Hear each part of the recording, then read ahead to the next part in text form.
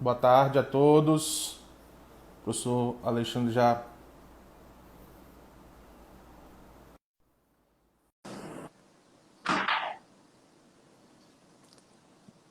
está dando aqui o professor. Boa tarde, meu amigo Thales. Professor, Olá, tudo boa bem, Márcio? tarde. Tudo bem? Graças a Deus. Tudo bom, tudo bom. Professor, primeiramente, gostaria de agradecer, né, o aceite aí pelo convite. É uma honra estar aqui participando dessa live com o senhor.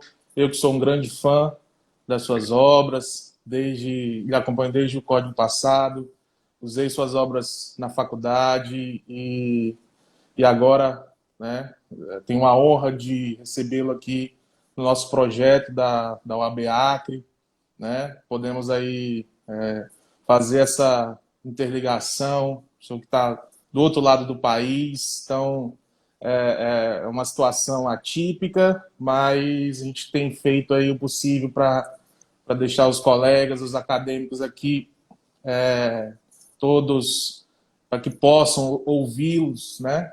E o senhor é um grande nome, um dos maiores nomes do processo civil do país, aí, então agradeço imensamente o aceite, né?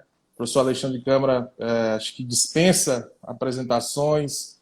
É uma honra tê-lo também como colega da Associação Norte e Nordeste de Professores de Processo. O senhor que é um membro honorário, o senhor e o professor Antônio do Passo Cabral são os únicos membros da nossa associação que não são do eixo norte e nordeste, mas diante aí, né, da relevância jurídica de vocês, agora fazem parte dessa nossa confraria. Então, muito obrigado e seja bem-vindo para a gente falar um pouco sobre esse tema proposto.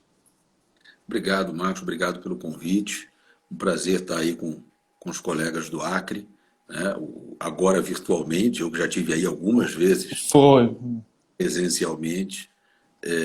Enfim, então é uma alegria poder manter esse contato, manter esse diálogo com os colegas não só do Acre, mas do Norte, do Nordeste e, enfim, hoje do Brasil, do mundo, com essa possibilidade da gente usar a tecnologia, né? Então, estou aí à disposição para a gente conversar sobre a produção antecipada de prova. Professor, é um procedimento que gera muita discussão, né? Tem gerado muita discussão pela forma que ele foi positivado aí no CPC. E aí a ideia é que a gente fazer um bate-papo sobre esse procedimento. Eu separei alguns questionamentos aqui que eu gostaria de dividir com o senhor. Mas antes, né, eu queria que o senhor falasse um pouco sobre esse procedimento de uma forma geral. Nós temos muitos acadêmicos aqui na nossa live, então, se eu puder falar um pouco sobre o procedimento, aí depois a gente vai fazendo essa interligação aí sobre a produção autônoma, né, de prova. Alguns chamam de autônoma, outros de produção antecipada. Enfim, fique à vontade. Enfim, o código usa o nome produção antecipada de prova, né, que é uma terminologia que já vem do código anterior, né, e que no código anterior já não me parecia adequada e continua não me parecendo adequada, mas por razões diferentes, né, porque esse fenômeno passou por uma transformação bastante importante quando a gente compara o que existia ao tempo do Código de 73 com o que está positivado no Código de 2015. Né? No Código anterior, a produção antecipada de prova era tratada como um procedimento de natureza cautelar e, portanto, estava ligado a uma situação de risco em que se assegurava a possibilidade de produção de prova, de futura produção de prova no processo. Então, você imagine um caso, pensando no Código Velho especificamente, né? Você imagina um caso em que eu preciso dar início a um processo no qual vai haver a necessidade de uma perícia. Só que até chegar o momento da perícia vai demorar.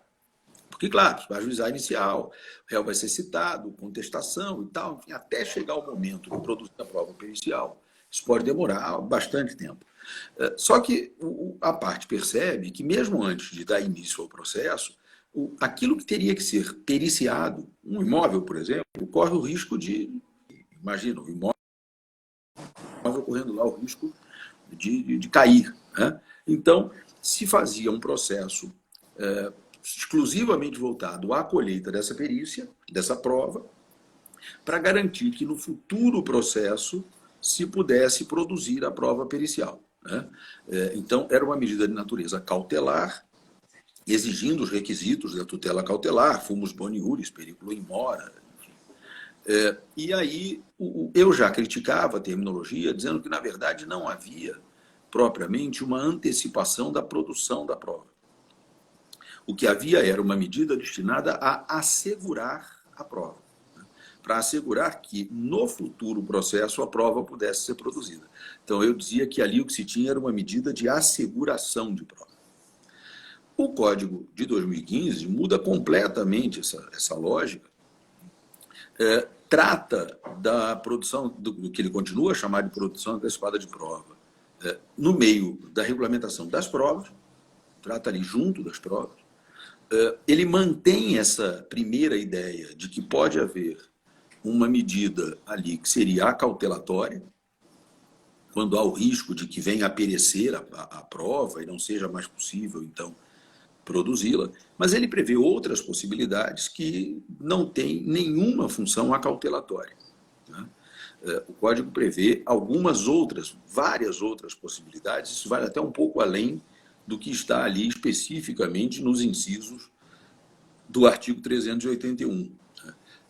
Então, eu diria que nós evoluímos de uma demanda puramente cautelar, estritamente cautelar, de asseguração da prova, nós evoluímos para um novo modelo em que nós temos um processo que tem por objeto uma demanda probatória autônoma. A ideia de que alguém pode ir a juízo e dizer, olha, eu vim aqui deduzir uma pretensão. A minha pretensão é produzir uma prova. Tudo o que eu quero é a prova. Mas você quer a prova para quê? Não interessa, eu quero a prova. Eu quero ouvir uma testemunha. Eu quero que se faça uma perícia. E aí a gente tem essa demanda probatória autônoma por gênero e daí algumas espécies sobre as quais a gente vai poder conversar ao longo aí desse nosso diálogo. Perfeito. Agradecer a presença do nosso presidente da OAB, doutor Érico Venâncio. Professor, algumas situações me deixam preocupado, né? Até porque, pelo menos aqui no nosso estado, a utilização desse instrumento ele não é tão comum, né? Então, algumas dúvidas acabam surgindo por parte da própria magistratura e por parte dos advogados. Então, vou começar aqui, organizei de uma forma inicial, falando um pouco sobre as custas desse processo. Como é que o senhor entende que deve ser cobrado as custas dessa produção antecipada de prova? Porque o valor da causa, você está buscando a produção de uma prova. Como que ficaria as custas aí em relação a isso? Veja, Marcos, a questão das custas, a rigor, é uma questão tributária, né? O Supremo Tribunal Federal já deixou muito claro que, em várias ocasiões, que o tema das custas é, na verdade, um tema de direito tributário. Quando a gente pensa em termos de justiça estadual, a gente está falando de um tributo estadual, né? E, portanto, isso vai ser objeto de regulamentação pela legislação tributária de cada estado. Aqui no estado do Rio de Janeiro, por exemplo, nós temos uma previsão no Código Tributário Estadual de um tributo, que é a taxa judiciária, que é calculado em hipóteses como essa sobre o valor da causa, e o valor da causa normalmente é muito baixo, né? Porque quando o que você busca é apenas a produção da prova, isso não tem um conteúdo econômico imediatamente aferível, então normalmente se dá à causa um valor que é estimado por baixo. Praxe, pelo menos aqui no Rio de Janeiro, se dá à causa o valor de R$1.000, em hipótese assim, o que leva ao pagamento da taxa judiciária mínima, que é um valor quase que simbólico, né? Para não dizer efetivamente simbólico. Aqui no Rio de Janeiro, além da taxa judiciária, nós temos a previsão de custas que são ligadas aos atos que são praticados e que vão se somando a esse valor da taxa judiciária, né? Então, por exemplo, existe um valor para citação. porque na produção antecipada de prova haverá uma citação.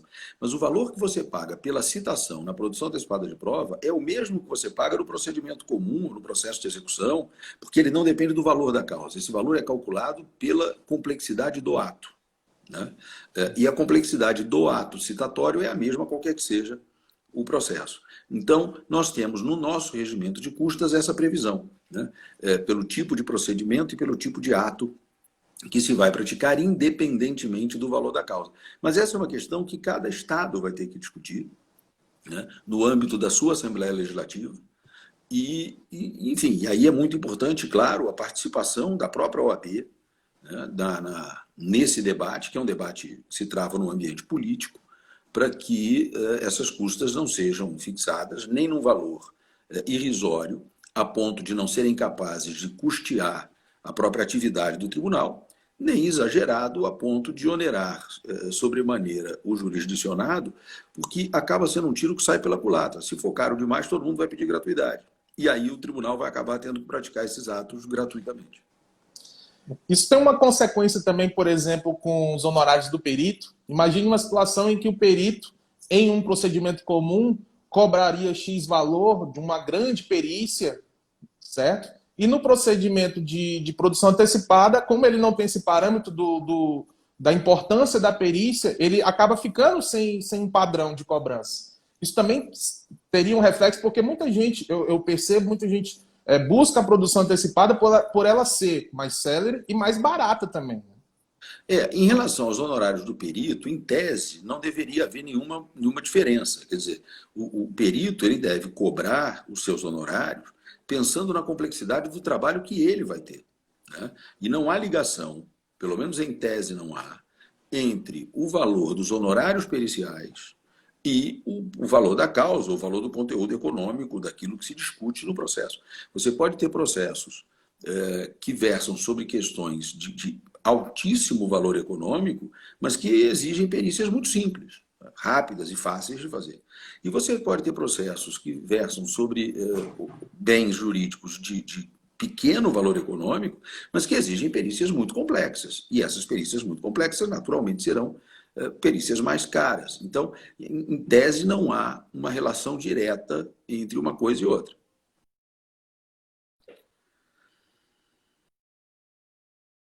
Realmente eu costumo falar para meus alunos que a produção antecipada de prova ela funciona como um termômetro, né?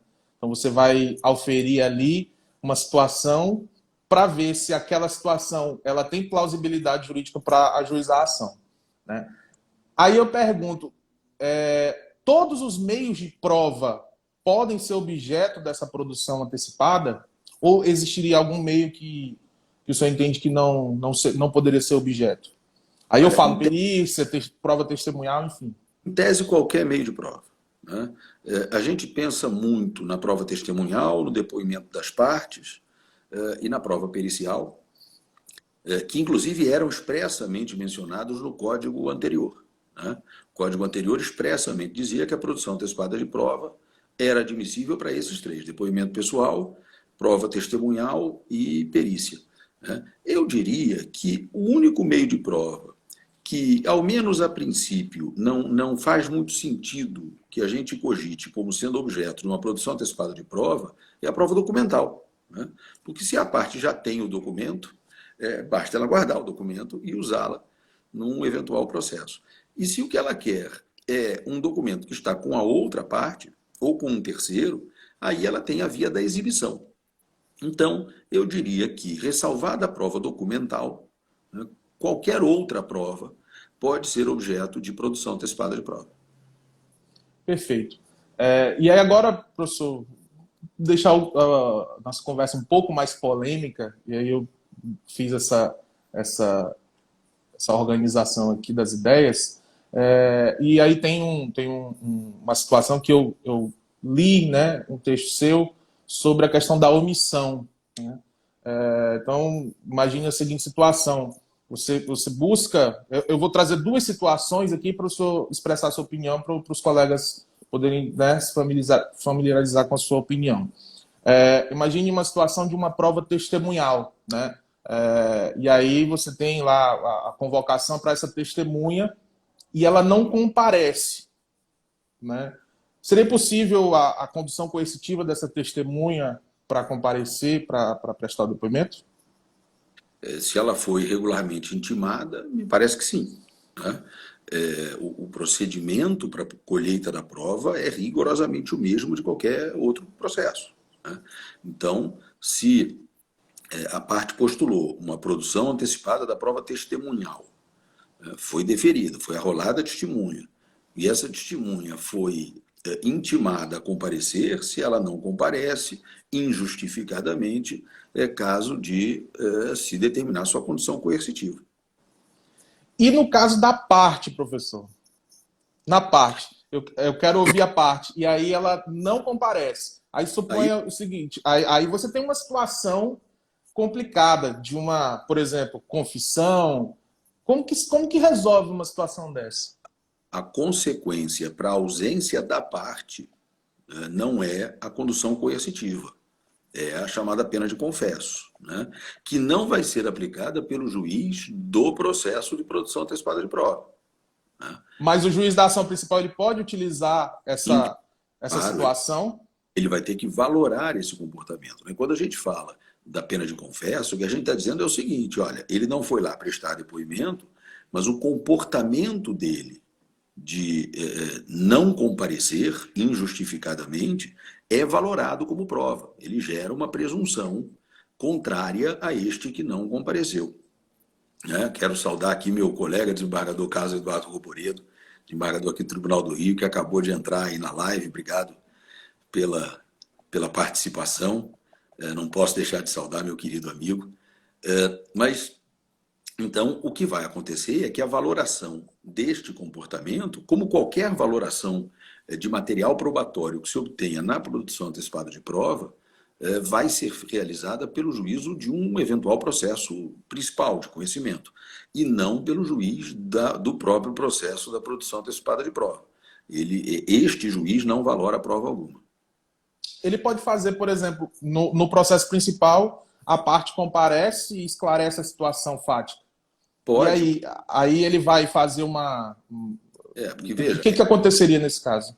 essa pena de confesso, na verdade, ela gera uma presunção relativa, né? Que pode ser afastada por prova em contrário. Então, nada impede que essa parte contra quem se produziu essa presunção, depois, num outro processo, em que vai haver a valoração desse material probatório, produza outras provas que afastem a presunção. Perfeito. Só um aviso aqui, pessoal. Ao final, eu vou separar os 15 minutos finais, eu vou pegar todas as perguntas e eu faço as perguntas para o professor aqui, beleza? Professor, deixa eu baixar aqui. Sobre a tutela, é possível uma tutela não é tão comum, né? A gente pensar numa tutela de urgência, uma tutela cautelar, por exemplo, na produção antecipada, mas é possível. Veja, e agora acho que o Tribunal do Rio resolveu passear no Acre, né? O desembargador César Cury entrou aí também. Então, meus amigos do Tribunal do Rio estão vindo aí Uma prestigiar honra, prazer recebê-los. esse evento acreano. Mas, veja, nós temos uma hipótese de produção antecipada de prova que tem uma natureza cautelar, né? Que é a primeira hipótese prevista ali no inciso 1º do artigo 381. Ali há uma efetiva natureza cautelar, porque ali o que se faz é a colheita imediata da prova em razão de um risco de perecimento dessa prova. Então, ali, quando o juiz determina que se colha a prova, isso tem um caráter cautelar. E, portanto, ali algo que se insere nesse contexto maior das tutelas provisórias. Nos outros casos, aí não, né? Nos outros casos de produção antecipada de prova, a princípio você não tem que cogitar de tutelas provisórias, né? De urgência ou da evidência. O que pode haver é uma necessidade de inversão de atos para que se produza primeiro uma prova no lugar da outra, às vezes em razão das peculiaridades do caso, ou da necessidade mesmo de que uma prova seja colhida desde logo, porque há um risco maior e tal, mas isso não chegaria a se inserir nesse plano das tutelas de urgência. Então, a gente só pode mesmo, na produção antecipada de prova, pensar em algo como tutela de urgência, no caso mesmo da produção antecipada de natureza cautelar do artigo 381, inciso 1º. Eu falo isso porque eu estava pensando certo dia, né, estudando sobre o tema também, e aí me veio a seguinte situação. Imagina uma questão de propriedade intelectual, por exemplo, né, em que você precisa fazer uma perícia em um software, e aí não é uma questão eminentemente urgente, mas seria um caso, por exemplo, de se permitir uma tutela, no sentido de que o perito vai ter acesso àquele software sem a comunicação, então você vai postergar a intimação para que seja efetivo de fato. Para evitar, por exemplo, é uma questão de espionagem industrial, né, que até o professor Mazzola escreveu sobre isso também. Eu queria saber a sua opinião, que ele fala o seguinte: seria possível uma tutela no sentido de que, se a outra parte souber daquela situação, ela pode se livrar do software, ou se livrar, apagar o software, e aí você inviabiliza essa averiguação por parte do perito, se houve uma espionagem industrial, por exemplo. Eu achei muito interessante esse texto do professor Mazzola. Mas eu continuaria a dizer que isso se insere no campo de incidência do inciso 1º do 381. Nós estamos falando de um caso em que há um risco de que o próprio objeto da prova desapareça se os trâmites regulares forem observados, né? Quer dizer, se você ajuizar a inicial, o réu for citado, contestar, o autor falar em réplica, o juiz sanear o processo, para só depois fazer a perícia, aí o objeto dessa perícia pode estar inviabilizado, porque podem ter alterado os programas, enfim, mexido lá no tal do software. Então, a produção antecipada de prova aí teria uma função acautelatória, e isso, portanto, permitiria esse tipo de medida. O que eu não vejo como é você obter uma tutela de urgência numa produção antecipada de prova que não é urgente. Tá. E aí, passando já para o procedimento em si, né? O primeiro ponto, muito polêmico, é a questão da defesa, né?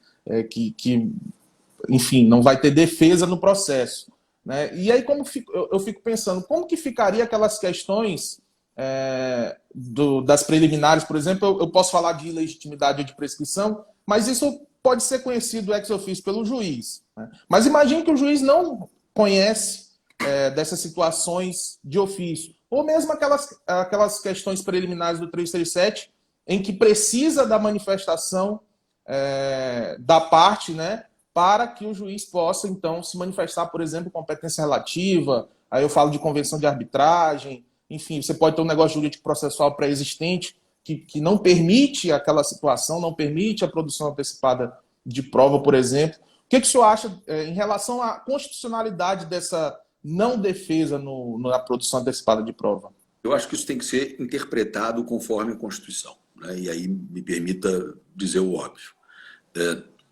Não me parece possível se entender aquele dispositivo do Código no sentido de haver uma proibição absoluta de qualquer manifestação de defesa. Isso, a meu ver, seria inconstitucional. O que há, a meu sentir, é uma proibição de que, neste processo de produção antecipada de prova, se apresentem defesas que são ligadas, na verdade, à matéria que será eventualmente objeto de discussão em outro processo. Então, você falou de prescrição, por exemplo, né? Prescrição do quê?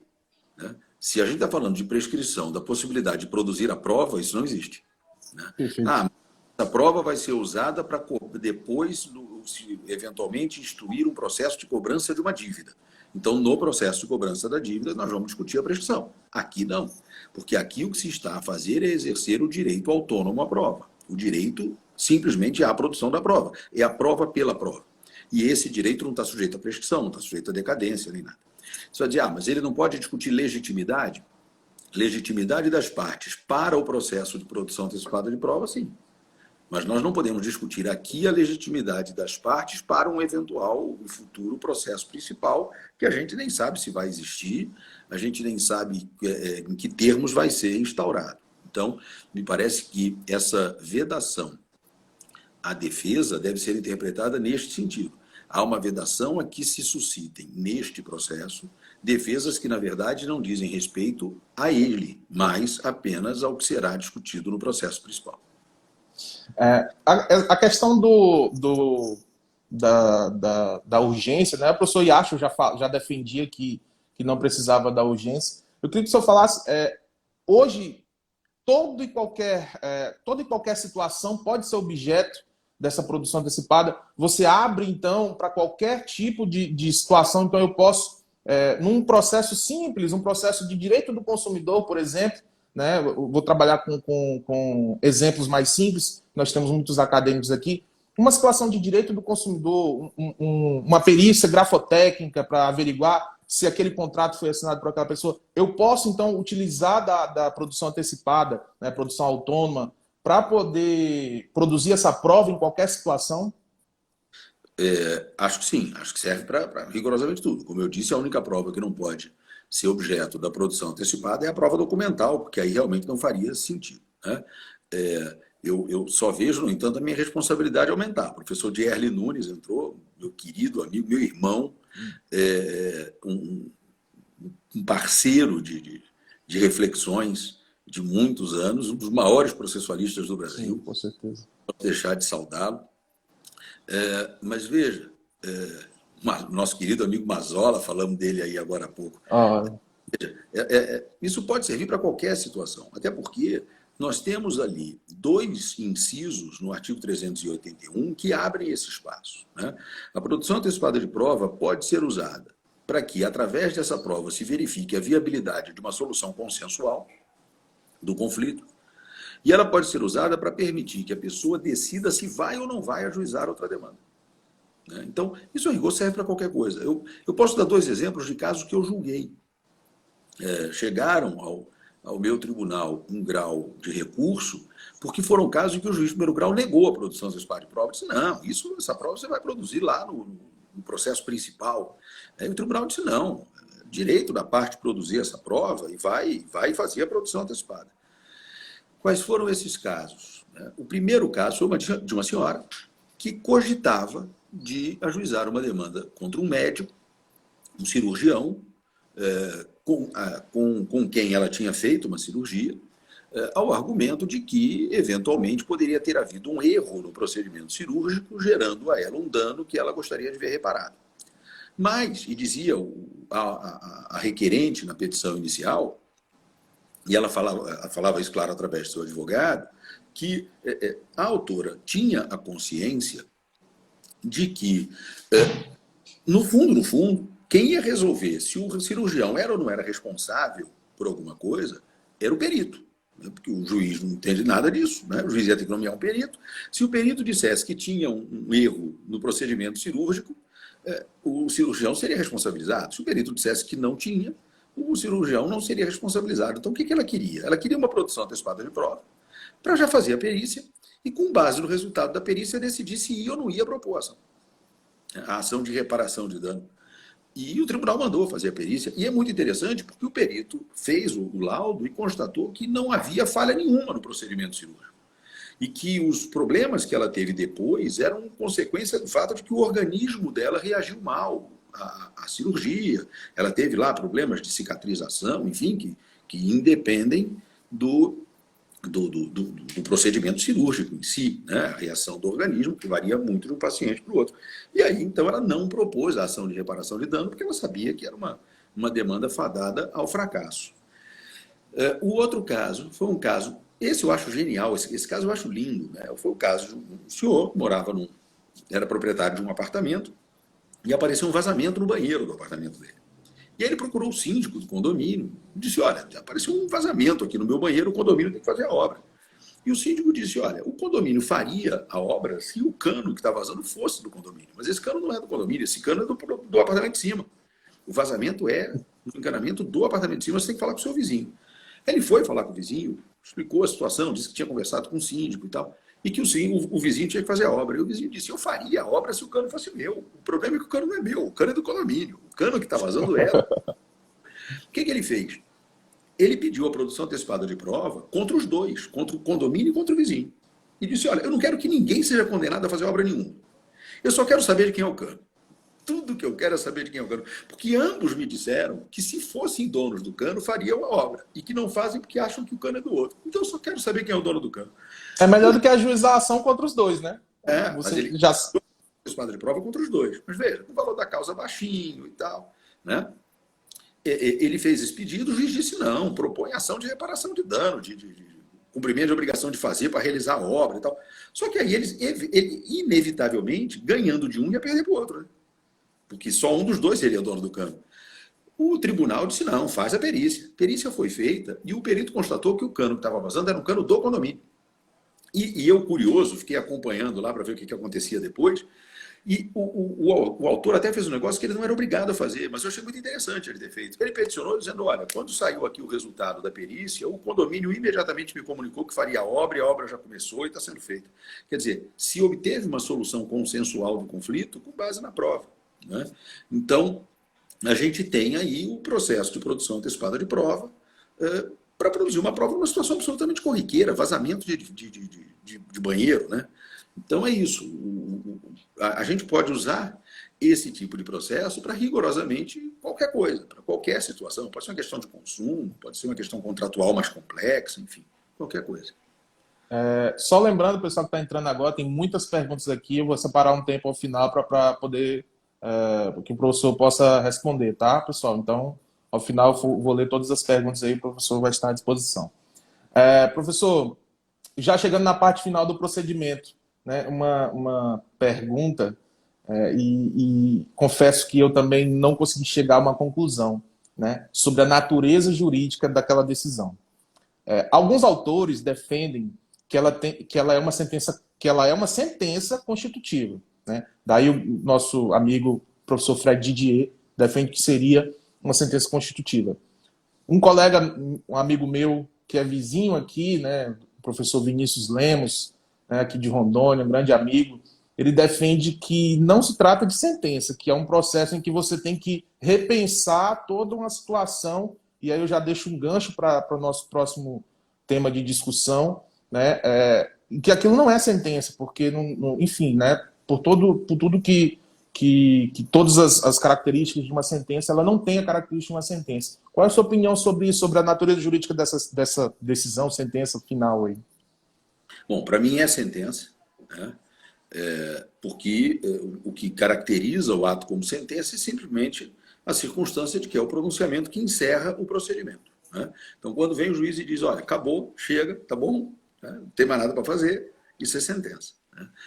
O que não me parece necessário é que a gente tenha que se preocupar em definir se isso é sentença declaratória, constitutiva, condenatória, etc., porque essa é uma classificação das sentenças que resolvem mérito, né? E me parece que aí a gente tem um processo em que não há nenhum pronunciamento com conteúdo decisório a respeito de mérito, né? A sentença é uma sentença meramente formal que se limita a dizer, acabou. Você pediu para colher uma prova, a prova está à disposição. Acabou, e está aí à disposição, né? Então, eu aproximaria muito essa sentença, do ponto de vista do conteúdo, da sentença que encerra a execução. Porque a sentença que encerra a execução também faz isso. Ela diz, acabou, né? Você pediu para receber o dinheiro já está na sua conta, então acabou, né? E o juiz ali, a rigor, ele não está nem declarando, nem constituindo, nem condenando, nem fazendo absolutamente nada, porque ele não está propriamente resolvendo o mérito. Quer dizer, seria uma sentença meramente formal de encerramento do procedimento, porque o procedimento não pode ficar lá moribundo, né? Ele tem que, enfim, ser finalizado. E o interessante de tudo é que a prova fica lá à disposição. No caso do estado do Acre, nós fomos o primeiro estado a ter o nosso processo 100% eletrônico, o primeiro estado do país. Desde 2013, aqui é tudo eletrônico, né? Mas ela fica, de fato, fisicamente lá à disposição, né? E o interessante, uma conclusão que eu chego também, é que o destinatário da prova não é o juiz, né? Também é a parte, né? Eu tenho dito isso há muito tempo, né? Eu escrevi a Sim. primeira vez que o juiz não é o único destinatário da parte em 1998. Então, Nossa. literalmente, no milênio passado. Então, quando eu vejo agora as pessoas dizendo, olha, agora o destinatário da prova não é mais só o juiz, eu digo, agora? Isso mudou? Ainda. O juiz é um dos destinatários da prova, mas não é o único. As partes também são destinatárias da prova, né? E o processo de produção antecipada de prova, a meu ver, deixa isso muito claro, né? Quando você fala de um processo de produção antecipada de prova, em que se busca, através da prova, verificar se a pessoa vai ou não vai propor uma outra ação, né? Ou se isso vai ou não vai viabilizar uma solução consensual, nós estamos falando de provas que não se destinam ao juiz, se destinam às próprias partes, né? Então, para mim, em qualquer circunstância, rigorosamente qualquer circunstância, as partes são destinatárias da prova. O juiz costuma ser também, né? Mas as partes sempre são. Perfeito. Só lembrando, pessoal, fica tranquilo que eu vou fazer essa pergunta. Tem muita pergunta aqui, professor, para responder. Chegando no final já da questão da recorribilidade, eu queria saber a sua opinião sobre a recorribilidade, que também é polêmica. Só vai caber recurso se for indeferido. O que o senhor acha dessa? Na verdade, tá mal. Eu diria assim, poderia ser bem melhor trabalhado esses artigos que falam da produção. Você poderia trazer, né, todos os atos né, todo o procedimento poderia ser melhor trabalhado, mas algumas situações em que o legislador não cabe não cabe recurso. O que o senhor acha sobre isso? O isso segue a mesma lógica daquela regra que diz que não pode haver defesa, né? Como aqui a gente está falando de um processo em que não há valoração da prova, né? A prova é colhida, mas não é valorada, o juiz não vai falar nada sobre a prova. Ele não vai dizer o fato está aprovado, não está aprovado, isso convence, aquilo não convence. E, portanto, não tem que ter recurso, né? O pronunciamento é meramente terminativo, é meramente para dizer, olha, não, pronto, acabou, e você que agora, se quiser, vai discutir isso em outro lugar. Agora, se o juiz diz, eu não vou deixar produzir a prova, que você quer que produza, né? Se ele está negando a você a própria produção da prova, então ele está dizendo que você não tem sequer o direito autônomo à produção da prova. E aí tem que caber recurso, né? E a rigor me parece que é isso que o código está dizendo. E aí eu vi que tem umas 3 perguntas falando sobre isso, que como aproveitando que a gente está nessa parte final, sobre a sucumbência. Muitos advogados aqui, e a sucumbência, e a sucumbência? Veja, às vezes eu fico com a sensação de que sucumbência é o tema mais importante do direito processual. Você vai falar sobre qualquer coisa, vem uma pergunta sobre sucumbência. Vamos falar sobre penhora. E a sucumbência? Vamos falar sobre a estabilização da tutela antecipada. E a sucumbência? Então, sucumbência é um tema onipresente no direito processual, o que, enfim, até faz algum sentido, né? As pessoas estão preocupadas com o custo do processo, né? Porque, enfim, o jurisdicionado arca com esse custo, né, em grande medida, e os advogados, evidentemente, preocupados com seus honorários, né? Ninguém é de ferro, né? O Claro. magistrado recebe lá o seu subsídio, mas o advogado vive dos honorários que recebe do seu cliente e da sucumbência. Então, é compreensível e justificável essa preocupação, né? Veja, o Código não traz nenhuma regra específica sobre as custas e os honorários no processo de produção antecipada de prova, né? Então, a gente aqui tem que trabalhar com aquela regra geral, que é a regra da causalidade. E aí, veja, como não há valoração da prova, a rigor, essa causalidade vai ficar toda sobre os ombros do autor, né? Então, o autor é que vai ter que arcar com o custo desse processo, né? Há um entendimento muito tradicional de que não se condena em honorários de sucumbência no processo de produção antecipada de prova, né? Então, o autor arcaria com as custas e ninguém seria condenado a pagar honorários, porque tudo isso acabaria ficando para um eventual processo principal em que essa prova viesse a ser valorada, né? Inclusive as custas que foram adiantadas no primeiro processo. Então, no processo de produção antecipada de prova, o requerente teve que adiantar os honorários do perito, ele não é reembolsado. Mas se ele der início a um outro processo, em que essa perícia vai ser usada como prova, e lá ele ganhar, aí a condenação do réu desse processo principal, chamemos assim, a custear todas as despesas, incluiria também essas despesas do processo de produção antecipada de prova. Esse é um entendimento muito antigo, muito tradicional, e que me parece fazer muito sentido ainda na sistemática do Código de 2015.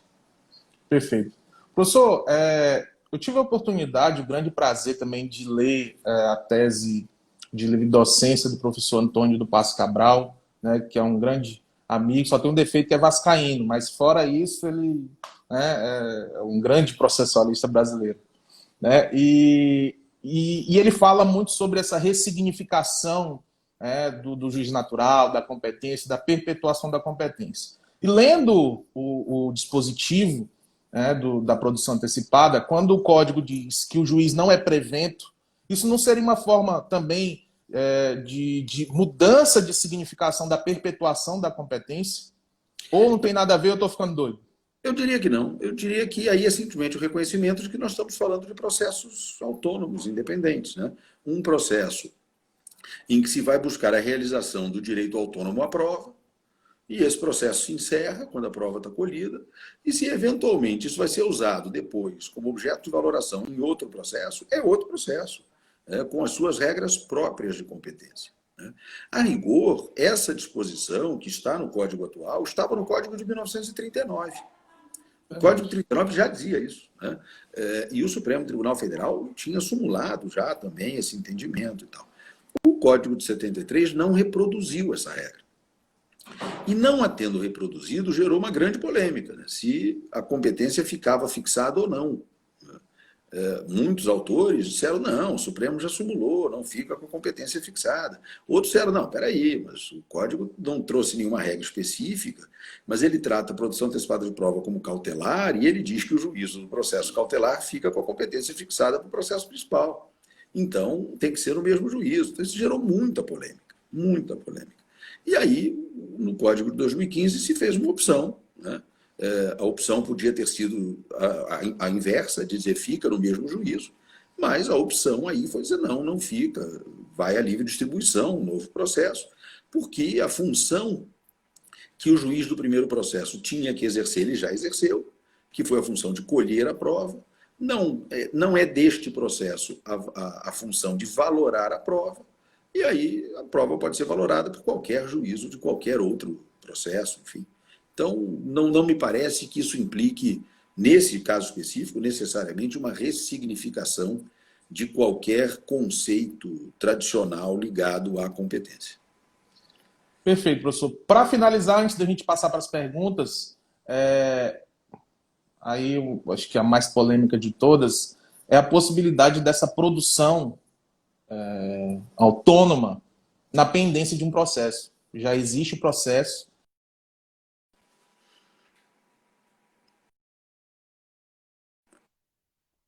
Utilizado esse instrumento com a pendência de um processo?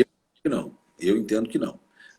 Porque se o processo já está em curso e você precisa, por alguma razão, colher a prova antes do momento em que normalmente ela seria colhida, você não precisa de um processo autônomo para isso, não haveria... Está no 139, né? Está no 139, né? A possibilidade do juiz inverter a ordem dos atos de produção de prova. Então, você teria uma flexibilização, uma adaptação do procedimento já em curso, com a inversão da ordem dos atos para que a prova fosse colhida desde logo, sem a necessidade de instauração de um processo autônomo para isso. E onde não há necessidade, não há interesse processual. Perfeito.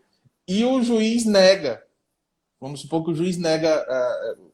Você invoca ali o artigo 139, inciso 6, e o juiz nega. Aí você entra na discussão do agravo de instrumento, né, com a taxatividade mitigada. Mas seria um caso de urgência também. Se eu estou pedindo para antecipar a produção da prova, tem algum motivo justificável, não é isso? Sim, sim. E se a gente for partir da premissa que o STJ estabeleceu, e a qual os juízes e tribunais estão vinculados, de que o rol do artigo 1015 é um rol taxativo, mas que admite alguma mitigação, né, este seria um caso que justificaria a mitigação da taxatividade. Então, o agravo aí teria que ser admitido. Perfeito. Bom, professor, agora eu vou passar para as perguntas. Tem muita pergunta, a gente tem 15 minutos aqui, então eu vou tentar contemplar todos os colegas aqui. Deixa eu subir aqui para que a gente possa aproveitar a presença, mesmo que virtual, do nosso grande processualista. Deixa eu ver aqui.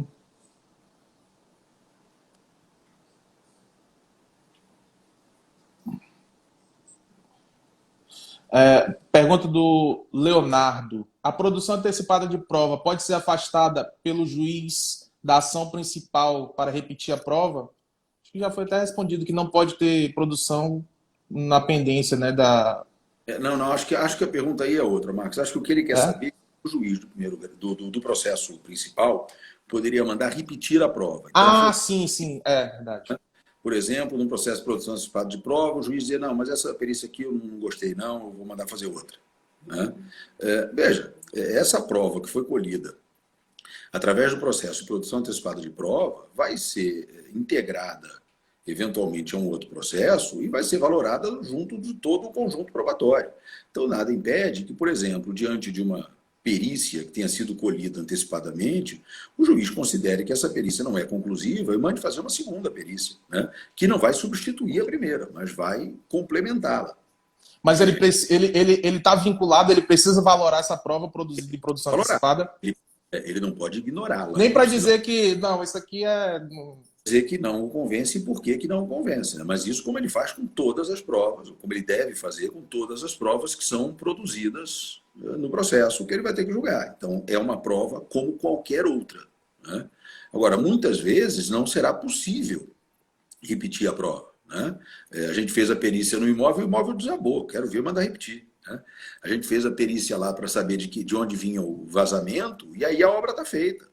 Se o perito chegar lá agora, não tem vazamento mais nenhum, está tudo bonitinho, cano trocado e teto pintado. A questão agora é a condenação de um a reparar o custo que o outro teve, enfim.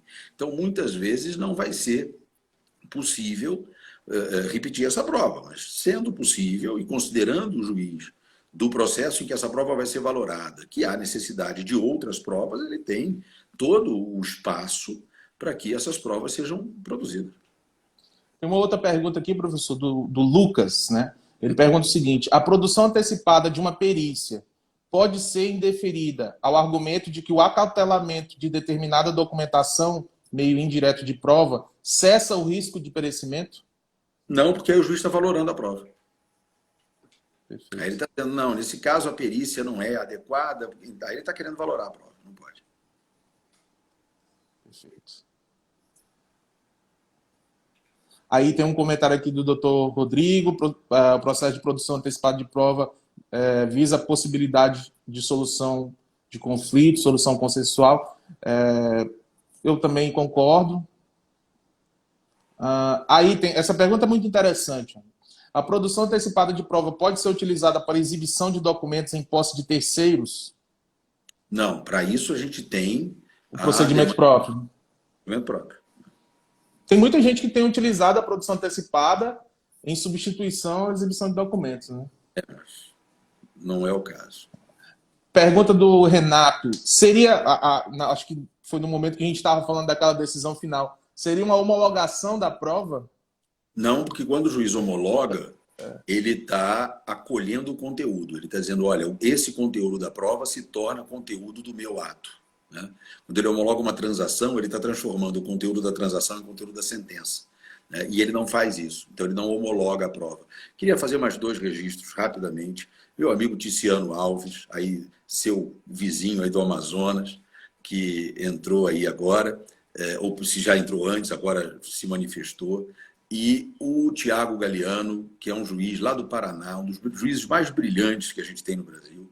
Eu tenho a honra de ter sido aluno, ter sido professor dele, ele foi meu aluno, eu não vou dizer há quanto tempo, enfim, ele não era juiz ainda.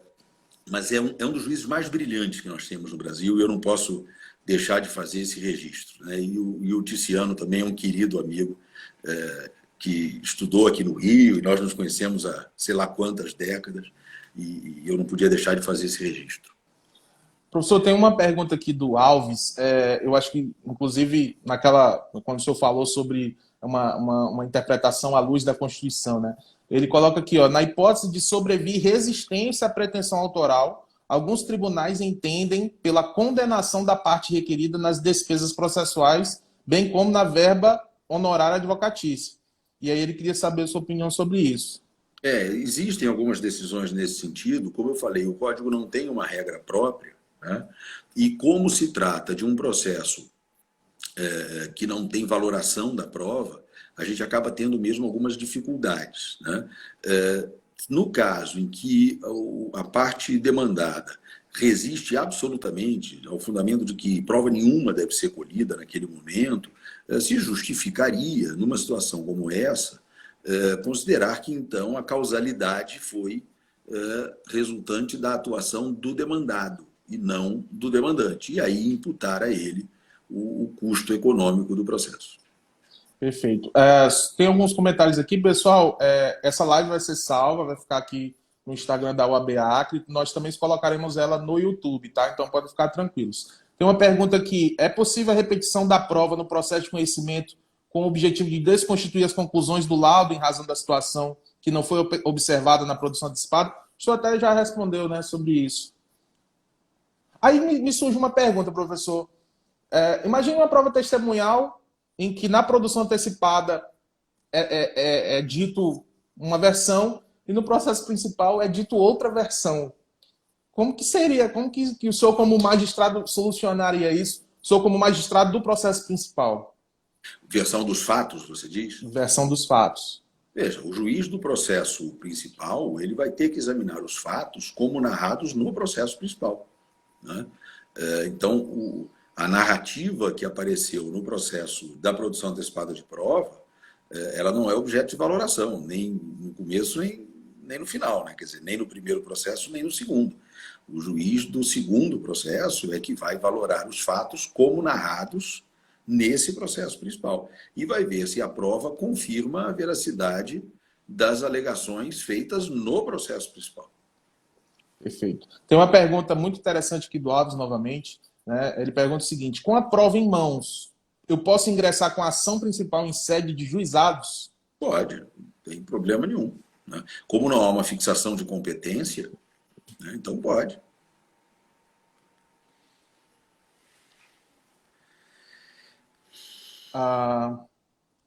Uma pergunta aqui do Ticiano.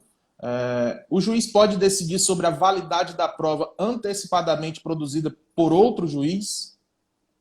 Me parece que sim. Me parece que sim. Toda a valoração, todo o controle da prova vai ser feito pelo juiz do processo principal, né?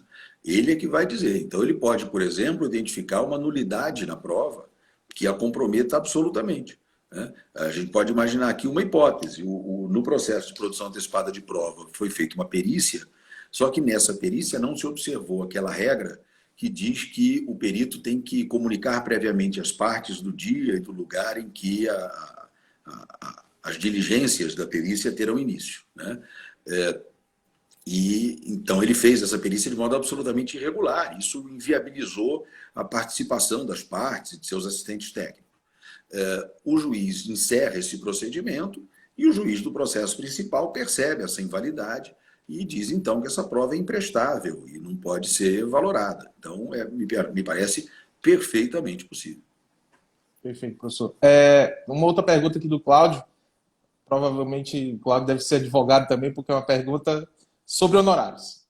Na ação principal, que seja uma ação indenizatória, eu posso cobrar honorários advocatícios pagos na ação de produção de provas? Acho que seria naquele caso excepcional que você tem um pagamento na produção antecipada. De sucumbência, né? Isso. Aí me parece que não. Aí me parece que não. As custas, sim. Mas os honorários não me parece possível, porque esses honorários seriam fixados em função da causalidade daquele processo, que é independente da causalidade do novo processo. Até porque ali não se discute o mérito, né? Se discute o direito autônomo à produção da prova. Várias perguntas chegando aqui. Deve haver alguma cautela quanto ao prazo prescricional da ação futura? Há um entendimento tradicional, muito firme, de que o processo de produção antecipada de prova não interromperia o prazo prescricional, né? O Supremo Tribunal Federal tem esse entendimento simulado há muito tempo, né? Eu, sinceramente, tenho lá as minhas dúvidas sobre isso. Tenho lá as minhas dúvidas. Me parece que, sempre me pareceu que, como a gente tem aí um processo autônomo em que há citação, haveria uma interrupção de prescrição. Mas há um entendimento muito tradicional no sentido de que essa interrupção não ocorreria. Então, é bom ter cautela, né? Cautela e canja de galinha nunca fizeram mal a ninguém. Uma pergunta aqui da Aline. Antes de julgar a apelação, o tribunal pode abrir para as partes para que elas falem de questões suscitáveis e suscitadas com base no artigo 10 do CPC, que é o que veda a decisão surpresa? Seja qual for a matéria, a resposta é invariavelmente sim. O artigo 10 vale para todos os casos, ele é norma fundamental do processo civil, e ele diz que, ele mesmo diz que se aplica a todos os graus de jurisdição, né? E é sempre bom lembrar do artigo 933 do CPC, que impõe ao relator esse mesmo dever que está lá para o juiz no artigo 10. Então, a resposta é sim, qualquer que seja a matéria. Perfeito. Mais uma pergunta aqui, professor Gontijo Alves. A ausência de impugnação na produção antecipada preclui para a principal, para a parte contrária, por exemplo? Bom, a gente tem que saber impugnação a quê, né? Se é impugnação ao direito de produzir prova, aí já não há mais que se falar disso, porque aí a prova está colhida, né? E no processo principal a gente não vai discutir se havia ou não havia o direito à sua colheita antecipada, né? Mas essa seria a única impugnação possível. Impugnações quanto às questões de mérito só poderão mesmo ser feitas no processo principal. Perfeito. Professor, faltam 4 minutinhos. Eu queria pedir licença aqui para poder fazer, né? Pessoal, esse livro aqui, o livro do professor, é um excelente livro para quem tiver interesse, tá? Editora Atlas, do professor Alexandre Câmara. Foi o primeiro livro que eu comprei aí depois do novo CPC, e é um livro completo, né? Um livro muito gostoso de se ler, muito bom mesmo. Então, aqui o livro do professor Alexandre. Aí surgiu mais uma pergunta aqui do nosso colega Dr. Matheus, aqui de Rio Branco. No rito do JEC, não é possível produzir algumas provas. Seria possível utilizar a prova antecipada quando não seria possível produzir ela no rito do JEC? É uma pergunta interessante, porque não pode perícia, mas aí eu uso da produção antecipada, produzo a perícia e ajuizo no JEC. O que você acha disso, professor? Veja, talvez o sistema de provas do JEC exigisse uma outra live, né? Mas tentando explicar, a gente tem pouquíssimo tempo, né? Eu acho que é perfeitamente possível isso, né? Existem algumas restrições probatórias no sistema do juizado, menos do que a prática forense acredita, né?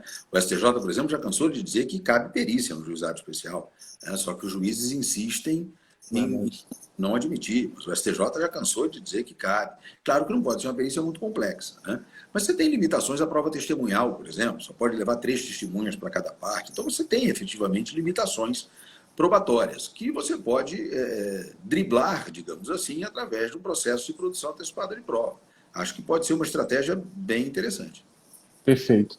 Professor, faltam 2 minutos. Eu gostaria de novamente agradecer o aceite pelo convite em nome da Ordem dos Advogados do Brasil, Seccional Acre, em nome da nossa Escola Superior da Advocacia, da Comissão de Processo Civil. Foi uma grande honra, né, recebê-lo aqui. Espero que o senhor venha para o nosso encontro, né, da ANEP, que vai ser aqui no estado do Acre, no dia da votação, que foi no ano passado, que o senhor foi contemplado lá para fazer parte da associação.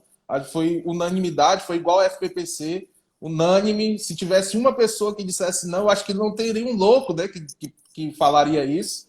Mas espero que o senhor participe, que venha aqui para o Acre para a gente poder conversar. Enfim, o senhor já é quase de casa, já veio aqui várias vezes já, mas nós teremos esse encontro, que é um encontro bem fora dos padrões normais aí. Então, agradeço imensamente e deixo aí esses minutos finais para o senhor falar suas considerações. Eu só posso terminar agradecendo pelo convite, agradecendo pela oportunidade de tratar de um tema tão importante, tão complexo, agradecendo o carinho de todo mundo que se manifestou aí ao longo da live, com perguntas, com comentários, com coraçõezinhos subindo aí do lado o tempo todo. Agradecer a todos os amigos que entraram na live, meus colegas de magistratura, de